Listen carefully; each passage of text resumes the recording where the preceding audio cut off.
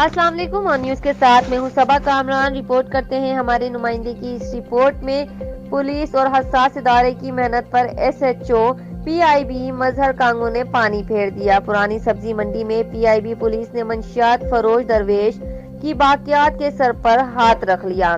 SHO मजहर Congo की सरपरस्ती में झंडे शाह के साथ वाली गली में मंशियात का अड्डा आबाद।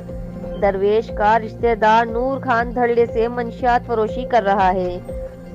चरस, आइस, हेरोइन, हर किस्म का नशा बआसानी दस्तयाब है। दिन रात नूर खान की गली में मंशियात के आदी अफराद मंशियात की खरीद के लिए आते हैं। मंशियात के अड्डे वाली गली में आने जाने वालों पर नजर रखने के लिए नूर खान ने CCTV कैमरे लगा दिए। जराये के मुताबिक SHO मजहर कांगो हर हफ्ते 3 छुट्टियां करते हैं और शहर से बाहर निकल जाते हैं। गनी 11 ग्राउंड के करीब गैराज वाली गली में जुए सट्टे का बहुत बड़ा अड्डा आबाद हो गया।